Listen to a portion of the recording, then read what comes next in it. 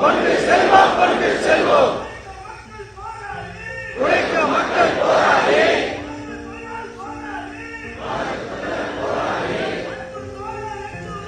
அன்பு தோழர் எச்சரிக்கை. வீர வணக்கம் வீர வணக்கம்.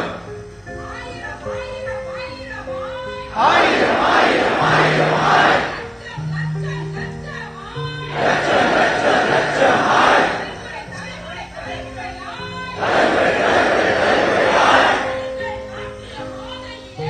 நீங்கள் காட்டிய மாதிரியே வேட்டி பிடிப்போம் செங்கோலையை. வீர வணக்கம் வீர வணக்கம். அன்பு தோழர் எச்சரிக்கை. வீர வணக்கம் செய்கின்றோம். வீர வணக்கம் வீர வணக்கம். வீர வணக்கம் வீர வணக்கம். வீர வணக்கம் வீர வணக்கம். அன்பு தோழர் எச்சரிக்கை. சீதாராம் எச்சரிக்கை.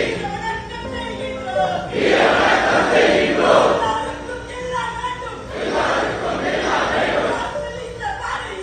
சோசலிச பாதையிலே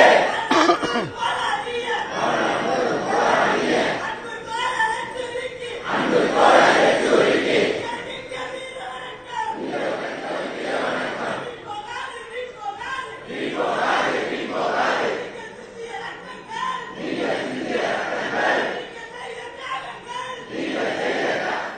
சென்னை தேனாம்பேட்டை காமராஜர் அரங்கத்தில் சிபிஐஎம் பொதுச் செயலாளர் சீதாராம் யெச்சூரியின் நினைவேந்தல் நிகழ்ச்சியில் முதலமைச்சர் மு.க.ஸ்டாலின் பங்கேற்று அவரது உருவப்படத்தை திறந்து வைத்து இந்த நிகழ்ச்சியில் பங்கேற்றிருக்கிறார். கூடுதல் விவரங்களை வழங்குவதற்காக செய்தியாளர் மணிகண்டன் இணைப்பில் காத்திருக்கிறார். மணிகண்டன், கூடுதல் விவரங்கள்.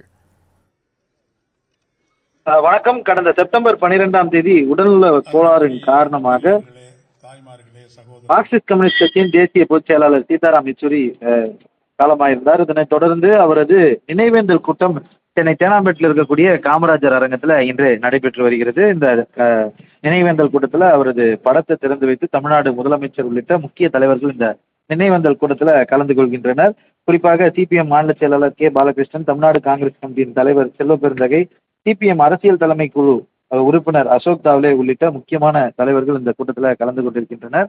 இதற்கு முன்பாக தமிழ்நாடு முதலமைச்சர் உள்ளிட்ட முக்கிய பிரமுகர்கள் அவரது திருவுருவ படத்தை திறந்து வைத்து அவருக்கு செவ்வணக்கம் செலுத்தியிருந்தனர். அப்போது அரங்கில் குவிந்த அனைத்து கம்யூனிஸ்ட் கட்சி தோழர்களும் அவர்களுக்கான செவ்வணக்கத்தை கோஷமிட்டு வெளிப்படுத்தியிருந்தனர். இதனைத் தொடர்ந்து நினைவேந்தல் நிகழ்ச்சியில இந்தியா கூட்டணியோட கட்சியின் தலைவர்கள் அனைவருமே பங்கேற்றிருக்கின்றனர்.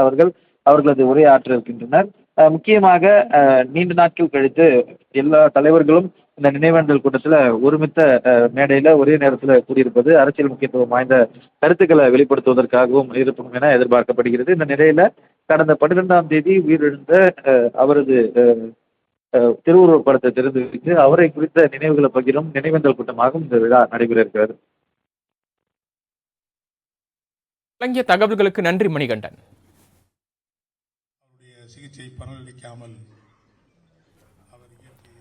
சென்னை தேனாம்பேட்டையில் உள்ள காமராஜர் அரங்கத்தில் மறைந்த சீதாராம் யெச்சூரியின் நினைவேந்தல் கூட்டம் நடைபெற்று வருகிறது. இதில் முதலமைச்சர் மு.க.ஸ்டாலின், மதிமுக பொதுச் செயலாளர் வைகோ, தமிழக காங்கிரஸ் கமிட்டி தலைவர் செல்வ பெருந்தகை, திராவிடர் கழகத்தின் தலைவர் கி. வீரமணி உள்ளிட்ட பலர் பங்கேற்றிருக்கிறார்கள். நான் அலுவலகத்திற்கு வருகிறேன், அவருடைய திருவுருப்படத்திற்கு மரியாதை செய்ய வேண்டும் என்று சொல்லிவிட்டு சென்றேன். அதற்கு பிறகு அவருக்கு அஞ்சலியை செலுத்தினேன். தோழர் யெச்சூரி அவர்கள் மார்க்சிஸ்ட் கம்யூனிஸ்டுக்கு மட்டும் சொந்தமல்ல, எங்களுக்கும் சொந்தம், அனைவருக்கும் சொந்தம்.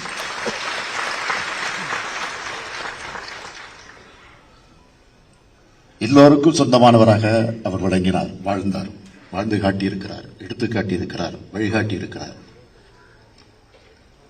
இந்தியாவுடைய கருத்தியலின் அடையாளமாக ஒருத்தர் இருக்கிறார் என்று சொன்னால் அவர் நிச்சயமாக நாம் அவரைத்தான் குறிப்பிட வேண்டும். அவருடைய எழுப்பு என்பது ஒரு கருத்தியலுக்கான இழப்பாக அமைந்துவிட்டது. இந்த நேரத்தில் தோழர் யெச்சூரி அவர்களை பற்றி நான் சொல்ல வேண்டும் என்று சொன்னால் என்னுடைய நினைவுக்கு வருவது கோவையில் நம்முடைய கலைஞர் அவர்கள் முதலமைச்சராக இருந்த நேரத்தில் செம்மொழி மாநாடு நடத்தப்பட்டது. அந்த மாநாடு தான் இப்பொழுது நம்முடைய நினைவுக்கு வருகிறது. முத்தமிழறிஞ தலைவர் கலைஞர் அவர்கள் நடத்திய அந்த செம்மொழி மாநாட்டில் அவர் பேசுகிற போது குறிப்பிட்டார், தொடர் ஈஸ்வரி அவர்கள் பேசுகிற போது குறிப்பிட்டு சொன்னார், தமிழ்நாட்டில் எனக்கு ஒரு பங்கு உண்டுன்னு தொடர் யெச்சூரி ஆட்சி உரைதான் என்னுடைய நினைவுக்கு வருகிறது. 2000 நம்முடைய தோழர் பாலகிருஷ்ணன் தெரிவித்தது போல 2015 மார்க்சிஸ்ட் கம்யூனிஸ்ட் கட்சியுடைய புதிய பொதுச் செயலாளராக தோழர் யெச்சூரி அவர்கள் தேர்ந்தெடுக்கப்பட்டார். நம் முன்னுள்ள பணி, முக்கிய பணி இடதுசாரிகளையும் ஜனநாயக சக்திகளையும் ஒருங்கிணைப்பதுதான் என்று பேசினார். தோழர் சீதாராம் யெச்சூரியை ஆற்றின அந்த உரைக்கு முத்தமிழ் கலைஞர் அவர்கள் பாராட்டினார். முத்தமிழறிஞர் தலைவர் கலைஞருடைய மறைவுக்கு பிறகு திராவிட முன்னேற்ற கழகத்தின் சார்பில் இரங்கற் கூட்ட நிகழ்ச்சிகளை ஒவ்வொரு மாவட்டமாக நடத்தினோம். அதிலே ஒன்று திமுக நடத்திய தெற்கில் உதித்த சூரியன் புகழஞ்சலி கூட்டம் ஒன்று. அந்த நிகழ்ச்சியிலே, அந்த கூட்டத்தில் அகில இந்திய அளவில் இருக்கக்கூடிய தலைவர்கள் எல்லாம் பங்கேற்றார்கள். அந்த நிகழ்ச்சியில் அப்போ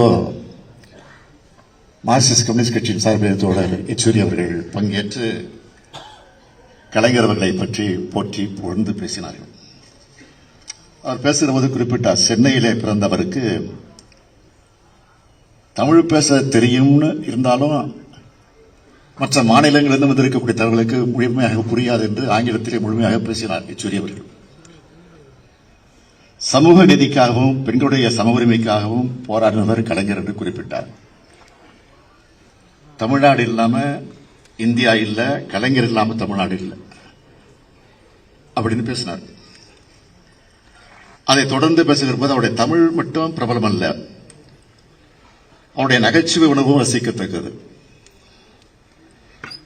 மார்க்சிம் கார்கியினுடைய தாய் காவியத்தின் மூலம் மக்களுக்கு தொடர்ந்து முற்போக்கு சிந்தனைகளை விதைத்தவர் கலைஞர்னு புகழஞ்சலி கூட்டத்தில் நம்முடைய சீதாராம் யெச்சூரி அவர்கள் உணர்வுமாக பேசுவதை என்னால் இப்பவும் நிச்சயமாக என்னால் மறக்க முடியாது. அந்த அளவுக்கு தலைவர் கலைஞர் அவர்கள் மீது அன்பு கொண்டவர், பாசம் கொண்டவர். என் மீது கூட அளவு கடந்த பாசத்தை வைத்திருந்தார். கூட்டணி பற்றி பேசிக் கொண்டிருக்கும் போது தமிழ்நாட்டில் இருக்கக்கூடிய தலைவர்கள் கொஞ்சம் மரம் பிடித்தாலும் அவர் தான் வந்து சரி பண்ணிட்டு சிரிச்ச முகத்தோட முடிச்சுட்டு போவார். அதெல்லாம் எனக்கு பசுமையான நினைவுக்கு வருது. அவருடைய புன்சிரிப்பை நம்மால் என்றைக்கும் மறக்க முடியாது. எந்த பிரச்சனையா இருந்தாலும் அது சிரித்த முகத்தோடு தான் பேசுவார். எந்த கருத்து இருந்த சொல்றதா இருந்தாலும் அதையும் சிரித்த முகத்தோடு தான் சொல்லுவார். இந்தியாவோட எத்தனையோ பல பிரபலமான அரசியல் தலைவர்களை ஜவஹர்லால் நேரு பல்கலைக்கழகம் உருவாக்கியிருக்கு. அப்படி உருவாக்கி இருக்கக்கூடிய தலைவர்களை முக்கியமான தலைவர் தான் நம்முடைய யெச்சூரி அவர்கள். JNU முழுவதையும் இடதுசாரி கோட்டையா மாத்திர பெருமை யெச்சூரிக்கு தான் உண்டு. அதனாலதான் அவருடைய உடல் JNUல அஞ்சலிக்காக வைக்கப்பட்டுச்சு. இது அவருடைய அறிவாற்றலுக்கு எடுத்துக்காட்டாக விளங்கிக் கொண்டிருக்கிறது. இதன் மூலமாக தோழர் யெச்சூரி அவர்கள் எப்போதும் இளைய சமுதாயத்துக்கான வழிகாட்டியாக வாழ்ந்திருக்கிறார் என்பதை நம்மால் தெளிவாக உணர முடியும். இடதுசாரி கருத்தியலை இறுதி மூச்சு வரை கடைபிடித்த ஜனநாயகவாதியாக வாழ்ந்தார். தோழர் சீதாராம் யெச்சூரி அவர்கள் தேவகவுடா, குஜராத் ஆகியோர் பிரதமராக பதவி வகித்த காலத்தில் இடதுசாரியில பங்களிப்புக்கு பின்னணியில் இருந்து பெரும் பங்காற்றியவர். 1996க்கு பிறகு ஒன்றியத்தில் கூட்டணி அரசுகள் உருவான காலத்தில் கூட்டணி அரசுகள் அமைக்கிறதுல இடதுசாரிகளுக்கு மிக மிக முக்கிய பங்கு உண்டு. ஜனதா தளத்தோட தேவகவுடா பிரதமரானதும், அதைத் தொடர்ந்து ஐக்கிய குஜராத் பிரதமரானதும் திமுக பங்கேற்ற ஐக்கிய முன்னணிக்கு இடதுசாரிகள் ஆதரவு அளித்தாங்க. அப்போ ஹர்ஷிகன் சிங் படைத்தளபதியாக செயல்பட்டவர் தான் நம்முடைய தோழர் சீதாராம் யெச்சூரி அவர்கள். அன்றைக்கு கூட்டணி கட்சி தலைவர்களுடனான பேச்சுவார்த்தைகளில் சீதாராம் யெச்சூரியும் கலந்து கொண்டு தன்னுடைய ஆழமான கருத்துக்கள் எல்லாம் பதிவு செய்திருக்கிறார். ஐக்கிய முன்னணி ஆட்சியின் போது குறைந்தபட்ச செயல் திட்டம் உருவாக்கப்பட்ட போது அந்த குறைந்தபட்ச செயல் திட்டம் உருவாகுவதற்கு காரணகர்த்தாக்களில் ஒருவராக விளங்கியவர் நம்முடைய யெச்சூரி. இப்போ நம்ம உருவாக்கி இருக்கக்கூடிய இந்தியா கூட்டணி டாக்டர் பாலகிருஷ்ணன் அவர்கள் குறிப்பிட்டு சொன்னார், பெருமையோடு சொன்னார். கூட்டணி உருவாகி இருக்குன்னா அதற்கு முக்கிய காரணகர்த்தாக்களில் ஒருவராக விளங்கியவர் தான் நம்முடைய தோழர் யெச்சூரி அவர்கள். சில கட்சிகளோட முரண்பாடு இருக்கலாம், ஆனால் முரண்பாடுகள் இருந்தாலும் அதையும் தாண்டி அகில இந்திய அளவில் பாஜகவை வீழ்த்த எல்லோரும் கைகோத்தாகணும் என்ற உறுதியோடு இருந்து அந்த பணியை வெற்றிகரமாக நடத்தி காட்டினார். இந்தியா கூட்டணி இந்த அளவிற்கு வெற்றி பெற முக்கியமான காரணகர்த்தாக்களில் ஒருவராக இருந்தவர் தோழர் சீதாராம் யெச்சூரி அவர்கள். தோழர் சீதாராம் யெச்சூரி அவர்கள் ஒரு பெரிய எழுத்தாளராகவும் விளங்கியிருக்கிறார். கட்சியோட வார இதழாக இருக்கக்கூடிய பீப்புள்ஸ் டெமோக்ரஸியின் ஆசிரியராக பணியாற்றியிருக்கிறார். இந்துத்துவ மீதான அவருடைய விமர்சனங்கள் புத்தகங்களாக வெளியிடப்பட்டிருக்கு. தமிழில் மொழிபெயர்க்கப்பட்ட மோடி அரசாங்கம் வகுப்புவாதத்தின் புதிய அலை என்ற நூல் முக்கியமான புத்தகம். பிரதமர் மோடி ஆட்சி அதிகாரத்தை பயன்படுத்தி கட்டவிழ்த்து விடப்பட்ட வாக்குவாதத்தை அந்த நூலில் தோழர் யெச்சூரி அவர்கள் தெளிவாக குறிப்பிட்டிருக்கிறார். நாள்தோறும் தீக்கதிர் பத்திரிகை வருது. அந்த தீக்கதிர் பத்திரிகையில டைரி போல குறிப்புகளை தொடர்ந்து எழுதி வந்தார். காரணம், தமிழ்நாட்டில் இருக்கக்கூடியவர்களுக்கு அந்த அரசியல் தெரிந்து கொள்ள வேண்டும் என்பதற்காக, புரிந்து கொள்ள வேண்டும் என்பதற்காக அதையும் அவர் தொடர்ந்து செய்து காட்டினார். தோழர் சீதாராம் யெச்சூரி அவர்கள் விட்டு சென்றிருக்கக்கூடிய பணிகளை எல்லாம்